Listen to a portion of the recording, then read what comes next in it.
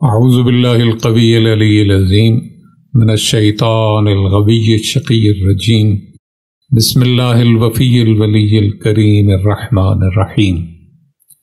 دوستو، آپ کے سامنے سید زادی کا غیر سید سے عقد اس حوالے سے کچھ گفتگو کرنا چاہتا ہوں۔ آغاز میں آپ کو سورہ الفرقان کی آیت نمبر 54 کا ترجمہ سناتا ہوں۔ پروردگار عالم فرما رہا ہے کہ اور وہی ہے جس نے پانی سے بشر کو پیدا کیا، پھر اسے نسب اور سسرال والا بنایا، اور آپ کا رب بڑی قدرت والا ہے۔ دوستو، سید زادی کے عقد کے حوالے سے گفتگو میں سب سے اہم نقطہ کفو کا ہے۔ دیکھیں، عقد کسی کا بھی ہو، اس کے لیے شریعت نے ایک اہم اصول وضع فرمایا ہے کہ لڑکی کا عقد اس سے کیا جائے جو اس کا کفو ہو۔ سورہ فرقان کی جو آیت میں نے آپ کے سامنے عرض کی، اس میں بھی واضح طور پہ یہی ارشاد فرمایا گیا ہے کہ بشر کو نطفے سے پیدا فرمایا اور اسے نسب اور سسرال والا بنایا۔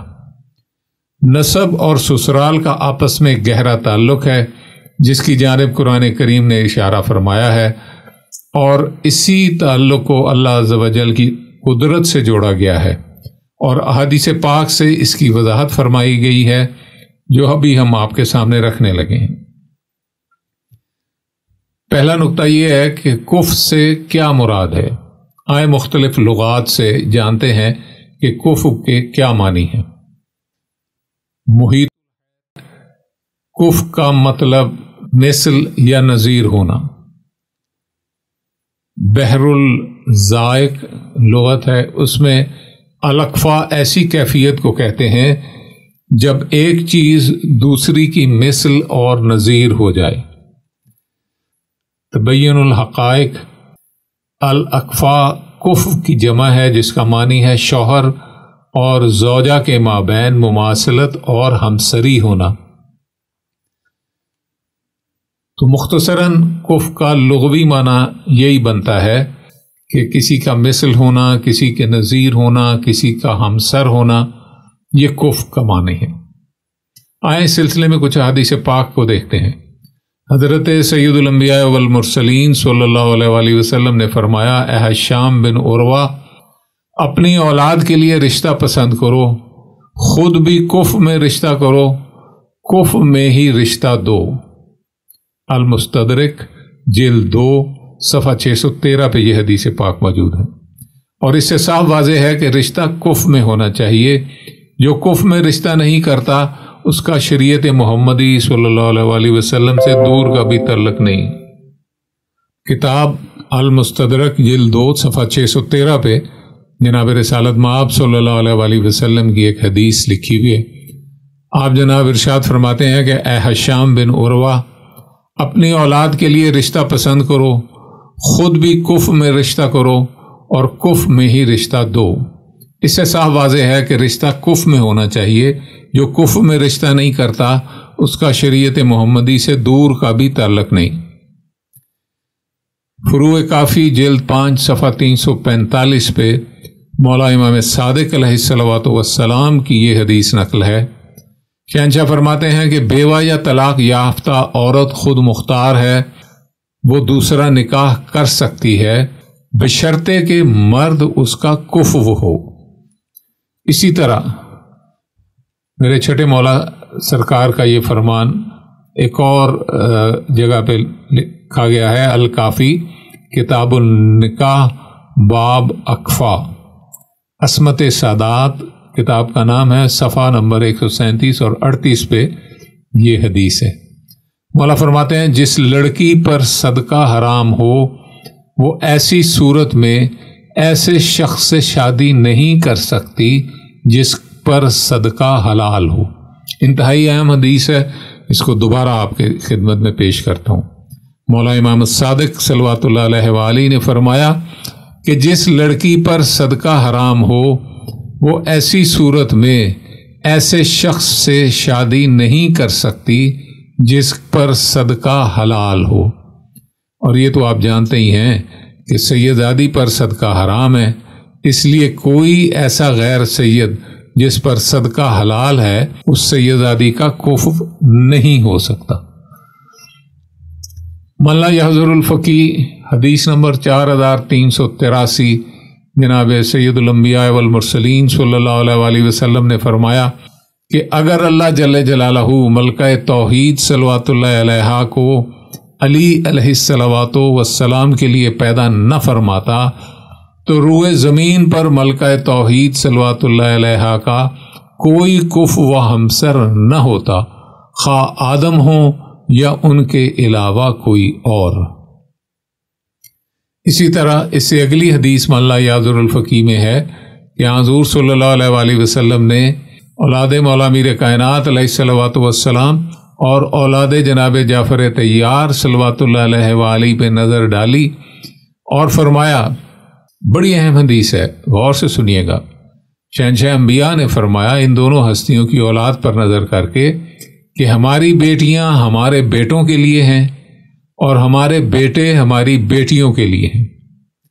اس حدیث پاک کی اہمیت کے پیش نظر میں بہت سے حوالہ جات اور آپ کو سنا دیتا ہوں تاکہ کسی کے دل میں شک نہ آئے کہ یہ حدیث شاید صرف من لا یحضر الفقی میں ہی لکھی ہے۔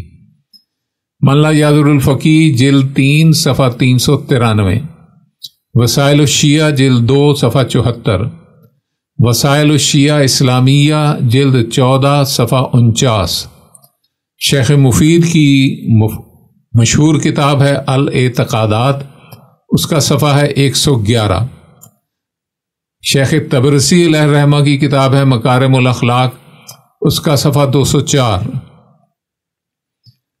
مناقب آل ابی طالب صلوات اللہ علیہ وآلہ جلد 3 صفحہ 90، بہار الانوار جلد 42 صفحہ 92، اور مستدرک سفینۃ البحار جلد 4 صفحہ 315 اور صفحہ 345 پہ یہ حدیث ہے۔ حدیث پھر سنا دیتا ہوں، انتہائی اہم حدیث ہے۔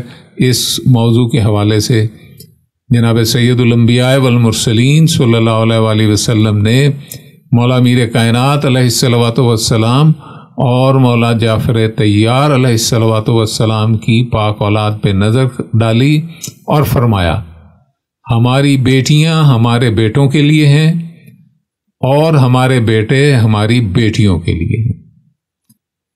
من لا یحضر الفقی حدیث نمبر 4385 اور 4386، صادق آل محمد علیہ الصلوۃ والسلام فرماتے ہیں کہ تمام مومنین ایک دوسرے کے لیے کف اور ہمسر ہیں۔ شادی میں کف اور ہمسر ہونا یہ ہے کہ وہ پاک دامن ہو اور اس کے پاس آسودہ حالی ہو۔ اس حدیث پاک میں خاموش اشارہ ہے جس کی طرف شاید آپ نے توجہ نہ کی ہو، سن لی ہے، توجہ نہیں فرمائی۔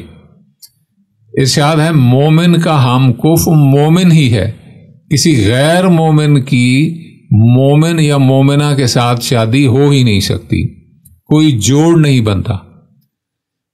شیعہ فقہ کے مطابق کسی مومنہ کا کسی غیر مومن کے ساتھ نکاح جائز ہی نہیں ہے۔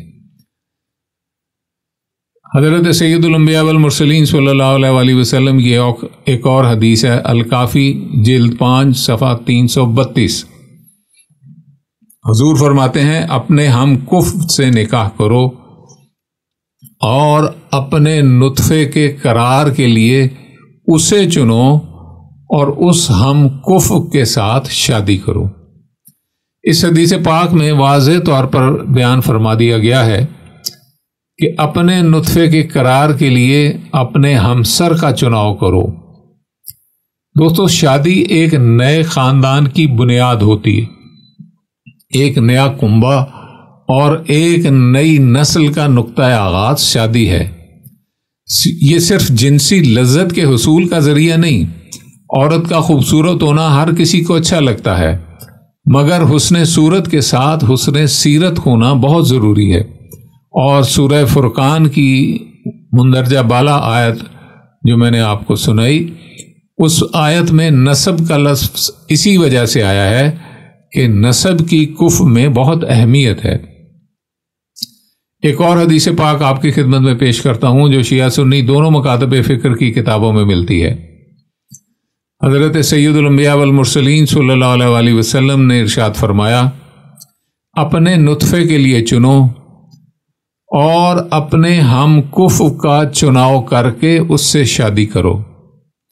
یہ حدیث اہل سنت کی جن کتابوں میں ہے، میں ان کا نام سنا دیتا ہوں۔ سنن ابن ماجہ جلد 1 صفحہ 633، المستدرک جلد 2 صفحہ 163 اور السنن الکبریٰ جلد 7 صفحہ 133۔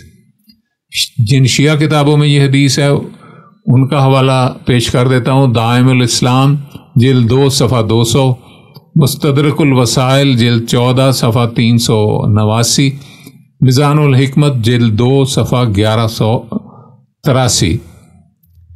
اس حدیث پاک میں بھی وہی حکم ہے جس کی پہلے وضاحت کی جا چکی ہے۔ واضح طور پر ارشاد ہے کہ اپنے نطفے کے لیے چنو اور اپنے ہم کف کا چناؤ کر کے اس کے ساتھ شادی کرو۔ سوال اٹھتا ہے کہ ایک غیر سید مرد کسی سید زادی کا کف کیوں نہیں ہے؟ دیکھیں، ایک سید زادی رشتے میں جناب رسالت مآب صلی اللہ علیہ وآلہ وسلم کی بیٹی کی مانند ہے۔ ایک چھوٹا سا واقعہ سناتا ہوں کہ ہارون الرشید نے مدینہ منورہ میں آیا، ذریعے حضرت سید الانبیاء والمرسلین صلی اللہ علیہ وآلہ وسلم کے ساتھ کھڑے ہو کے اونچی آواز میں کہا کہ السلام علیکہ یبن العم، اے میرے چچا زاد، آپ کو میرا سلام ہو۔ اس کا مقصد یہ تھا کہ وہ عوام کو بے وقوف بنائے اور یہ ثابت کرے کہ وہ رسول اللہ صلی اللہ علیہ وآلہ وسلم کا رشتہ دار ہے۔ مولا امام الکاظم صلوات اللہ علیہ وآلہ اس جگہ پر موجود تھے۔ مولا نے اس سے سوال کیا کہ اگر جناب رسالت مآب تم سے تمہاری بیٹی کا رشتہ مانگیں تو تم کیا کرو گے؟ اس نے جواب دیا کہ یہ تو میرے لیے بڑی سعادت کی بات ہوگی۔ مولا نے فرمایا کہ ہاں حضور مجھ سے یہ سوال کر ہی نہیں سکتے، اس لیے کہ میری بیٹی ہاں حضور صلی اللہ علیہ وآلہ وسلم کے لیے بھی بیٹی کا مقام رکھتی ہے اور زوجیت کے لیے حرام ہے۔ سمجھنے کی بات یہ ہے کہ ایک سیدادی حضرت رسول خدا صلی اللہ علیہ وآلہ وسلم کے لیے بیٹی کی مانند ہے، اور اگر کوئی غیر سید اس سیدادی کا شوہر بن جائے تو وہ اس کا حاکم بن جائے گا، جو کہ حضور ختمی مرتبت صلی اللہ علیہ وآلہ وسلم کے لیے گستاخی تصور ہوگا۔ ہمارے معاشرے میں کف کا بہت خیال رکھا جاتا ہے۔ کبھی آپ نے دیکھا کہ ایک بلوچ یا کسی خان یا کسی چودھری نے اپنی بیٹی کی شادی کسی مراسی، کسی جلہے یا کسی کمی کے ساتھ کر دی ہو؟ ایسا کبھی نہیں دیکھا۔ میں ذات پات کی ترویج نہیں کر رہا، مگر ایک حقیقت بیان کر رہا ہوں۔ امتیوں کو اپنے گھر کی بات ہو تو کف کا خیال آ جاتا ہے، مگر جب سیدزادیوں کی بات ہو تو انہیں ہم کف کی بات ہضم نہیں ہوتی۔ امتی اور سید میں مقام و منزلت کا فرق زمین و آسمان کے فرق سے بھی زیادہ ہے۔ امتی کے لیے صدقہ حلال ہے اور سید کے لیے صدقہ حرام ہے، اور اسی بنیاد پر مولا امام صادق صلوات اللہ علیہ وآلہ کی اوپر لکھی ہوئی حدیث پاک کے مطابق سیدزادی کسی غیر سید کا کف ہو ہی نہیں سکتی۔ اسی لیے جناب رسالت مآب صلی اللہ علیہ وآلہ وسلم نے فرمایا کہ ہماری بیٹیاں ہمارے بیٹوں کے لیے ہیں۔ ایک اصول اور ایک واضح لائحہ عمل عطا فرما دیا۔ دیکھیں، سائنس نے آج بہت ترقی کی ہے۔ جینیٹکس میں یہ بات ثابت کر دی ہے کہ جینز کا کسی بھی انسان، جانور یا پودے کے خصائص میں بہت کردار ہوتا ہے۔ جینیٹک انجینئرنگ ایک بہت بڑا سبجیکٹ ہے، جو صاحبان علم ہیں وہ اس پہ بھی نظر رکھیں اور میری بات کو سمجھنے کی کوشش کریں کہ بہت سی عادات، بیماریاں وغیرہ والدین کی طرف سے اولاد میں منتقل ہوتی ہیں۔ سادات عظام میں کچھ ایسے جینز ہوں گے جو انہیں امتیوں سے افضل بناتے ہیں۔ یوں سادات عظام کسی امتی کا ہم کف نہیں بن سکتے۔ ایک واقعہ شیخ باسقمی علیہ الرحمہ، یہ محاتی الجنان جن کی کتاب ہے، انہوں نے اپنی کتاب منتہی الاعمال میں لکھا ہے۔ اس کتاب کا اردو ترجمہ احسن المقال کے نام سے موجود ہے۔ اس واقعے کا خلاصہ پیش کرتا ہوں۔ مولا امام الکاظم علیہ الصلوۃ والسلام کی 21 شہزادیاں تھیں، اور کف نہ ہونے کی وجہ سے ان سب نے شادیاں نہیں کی۔ 3 آئمہ کا دور ان شہزادیوں نے دیکھا۔ خود اپنے بابا پاک کی امامت کا دور دیکھا، 8ویں مولا جی کی امامت کا دور دیکھا، 9ویں مولا جی کی امامت کا دور دیکھا، لیکن 3 ائمہ نے ان شہزادیوں کو شادی پہ مجبور نہیں کیا، اس لیے کہ ان کا کوئی کف دستیاب نہیں تھا، بلکہ مولا امام التقی صلوات اللہ علیہ وآلہ نے ان کے لیے ایک بہت بڑا زرعی رقبہ مخصوص فرمایا اور اس زمین کی ساری آمدن ان شہزادیوں کے استعمال کے لیے مخصوص فرما دی۔ بعد میں یہ سب بہنیں کنبہ مقدس تشریف لے آئیں، ان کے ساتھ کچھ دیگر سیدزادیاں بھی تھیں اور ان کی تعداد 40 تھی۔ کنبہ مقدس میں آج بھی ان قبروں کو چہل اختران کے نام سے یاد کیا جاتا ہے۔ کف نہ ہونے کے سبب شادیوں کا نہ کیا جانا وہ فعل ہے جسے اس وقت کے امام علیہ الصلوۃ والسلام کی تائید حاصل تھی، اور نویں امام صلوات اللہ علیہ وآلہ نے ان کی کفالت کے لیے انتظام فرما کر ان کے غیر شادی شدہ رہنے کی تائید فرما دی تھی۔ یہ واقعہ بیان کرنے کا مطلب یہ ہے کہ اگر آج کسی سیدزادی کو ہم کفر رشتہ دستیاب نہ ہو اور وہ شادی کے بغیر زندگی گزار دیں تو معاشرے کو انہیں قبول کرنا چاہیے اور عزیزوں اور رشتہ داروں کو انہیں کھلے دل سے سپورٹ کرنا چاہیے، نہ کہ کسی امتی کی غلامی میں ان کو دھکیل دیا جائے۔ اب میں آپ سے آخری بات کرتا ہوں، یہ شریعت کی بھی ہے، طریقت کی بھی ہے، عقیدت کی بھی ہے۔ دیکھیں، شریعت کا قانون ہے کہ ایک غیر شادی شدہ کنواری لڑکی کے لیے اس کا باپ اس کا ولی ہوتا ہے۔ اگر باپ موجود نہ ہو یا ہو اور دادا بھی موجود ہو تو پھر باپ کی بجائے دادا ولی ہوتا ہے۔ اگر دادے کا بھی باپ یعنی پردادا موجود ہو تو نہ باپ کی ولایت کام کرے گی نہ دادا کی، پردادا کی ولایت جو ہے وہ کام کرے گی، اور وہ اس بچی کو اپنے نکاح کے لیے اپنے پردادا کی اجازت کی ضرورت ہوگی۔ اب دیکھیں، تمام سادات عظام حضرت سید الانبیاء والمرسلین صلی اللہ علیہ وآلہ وسلم کی اولاد ہیں، تو اگر اس میں یوں دیکھا جائے کہ حق ولایت تمام سادات کا خود حضرت سید الانبیاء والمرسلین صلی اللہ علیہ وآلہ وسلم کے پاس ہے، کوئی سید حضور کی اجازت کے بغیر شادی نہیں کر سکتا، چاہے مرد ہو چاہے کوئی خاتون ہو۔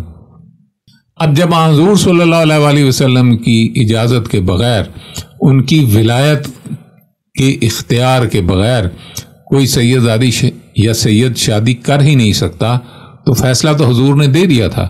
وہ حدیث جو میں نے آپ کو سنائی کہ ہماری بیٹیاں ہمارے بیٹوں کے لیے ہیں، تو جب اتنا واضح حکم موجود ہے کہ ہماری بیٹیاں ہمارے بیٹوں کے لیے ہیں، تو پھر کسی سید کو یہ سوچنا بھی نہیں چاہیے کہ وہ اپنی سیدزادی بیٹی، بہن یا عزیزہ کی شادی کسی غیر سید کے ساتھ کرے گا۔ اگر وہ ایسا کرے گا تو وہ حضور صلی اللہ علیہ وآلہ وسلم کے واضح حکم کے خلاف عمل کرے گا۔ خداوند عالم ہمیں یہ توفیق دے کہ ہم عظمت سادات کا خیال رکھیں اور سیدزادی کی کسی غیر سید سے شادی کے لیے کبھی بھی آمادہ نہ ہوں۔ وما علینا الا البلاغ۔